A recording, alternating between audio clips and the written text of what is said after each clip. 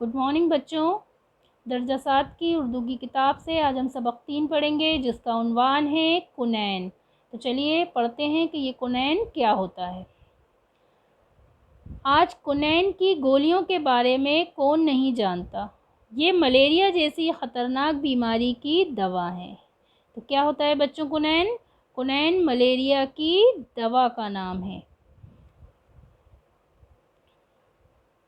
कुनैन की गोलियां सिनकोना नाम के पेड़ की छाल से तैयार की जाती हैं। सिनकोना नाम का एक पेड़ होता है जिसकी छाल कहते हैं। दरख्त के ऊपरी हिस्सा जो होता है दरख्त का, लकड़ी की एक पतली परत होती है, उसे छाल कहते हैं। छाल से ये गोलियां तैयार की जाती हैं जिनको कुनैन कहते हैं और इस दरख्त का नाम है सिनकोना।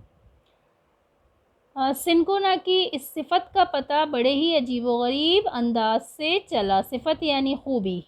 इस दरख्त की इस खूबी का पता हमको सबसे पहले कैसे चला, अब आइए हम वो जानते हैं।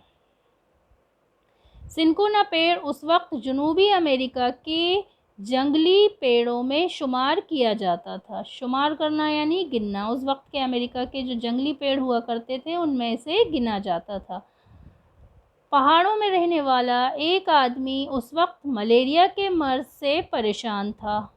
उस वक्त तक मलेरिया की कोई दवा नहीं बनी थी, इसलिए लोग मलेरिया के मर्ज से काफ़ी परेशान रहा करते थे। ये बड़ी मुश्किल से ठीक हुआ करता था। तो वहाँ पे जो पहाड़ों में एक आदमी रहता था वो भी इस मर्ज से काफ़ी दिनों से परेशान था। एक शाम उसे प्यास लगी।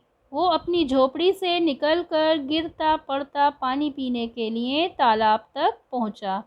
क्योंकि किसी भी बीमारी में इंसान बहुत कमज़ोर हो जाता है और फिर वो मलेरिया जैसी बीमारी में मुब्तला था तो वो काफ़ी कमज़ोर हो गया था, इसलिए वो गिरता पड़ता जैसे तैसे तालाब तक पहुंचा पानी पीने के लिए।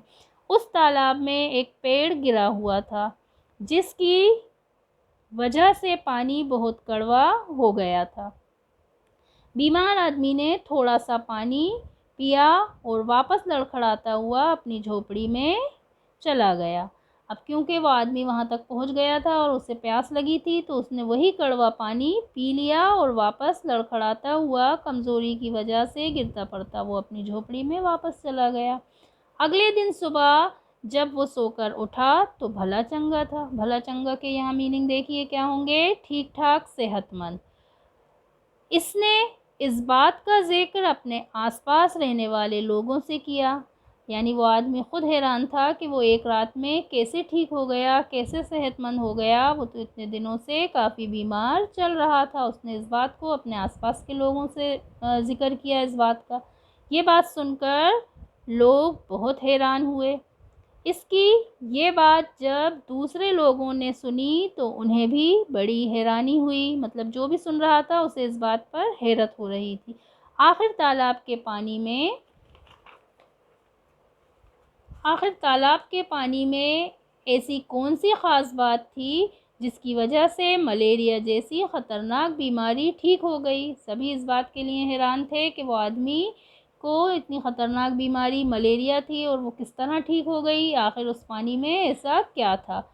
गौर करने पर मालूम हुआ कि वही पेड़ सिनकोना इस आदमी की ठीक होने की वजह है। जब सब ने इस बात पर गौर किया तो सब इसी नतीजे पर पहुँचे कि वही पेड़ जो तालाब में गिरा हुआ था, जिस पेड़ का नाम सिनकोना है, वही इस आदमी के ठीक होने की वजह है।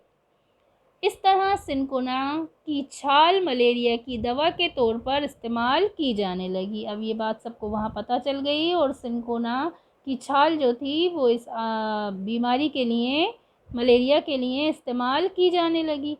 बाद में ये बात वहाँ के वाइसराय को मालूम हुई। वाइसराय यानी वहाँ के जो इंतज़ामिया लोग थे, जो इंतज़ाम देखते थे। वाइसराय का मतलब होता है कोई नवाब या नाजिम, मुल्क जो पूरा इंतज़ाम देखता है। नाजिम का मतलब इंतज़ाम देखने वाला, ऑर्गेनाइज़ करने वाला।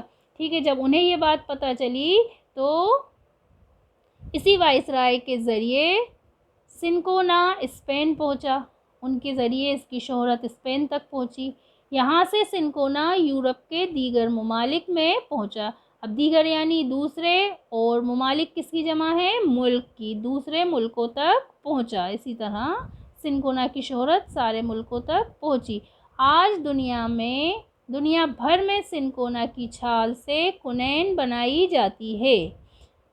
कुनैन क्या है? मलेरिया की ख़ास दवा है जो काय से बनाई जाती है? सिनकोना दरख्त की छाल से आज दुनिया भर में बनाई जाती है। इस तरह मलेरिया की रोकथाम में सिनकोना का बड़ा हाथ है। रोकथाम यानी किसी चीज़ को स्टॉप करना, रोक देना। इस तरह मलेरिया के मर्ज़ की रोकथाम में सिनकोना का एक बड़ा हाथ है। उम्मीद है आपको ये सबक समझ में आया होगा। इसको एक बार और रीड कीजिएगा और इसके अल्फाज मायने देख लीजिए और नेक्स्ट वीडियो में हम इसके सवालात के जवाब लिखेंगे। तो देखें अल्फाज मायने। सिफत यानी खूबी या अच्छाई, जुनूबी यानी दक्षिणी, अजीब व गरीब का मतलब होता है अनोखा, भला चंगा, सेहतमंद, दीगर यानी दूसरा और ममालिक मुल्क की जमा। ये सब अपनी कॉपी में लिख लीजिएगा और नेक्स्ट वीडियो में हम इसके सवाल जवाब करेंगे।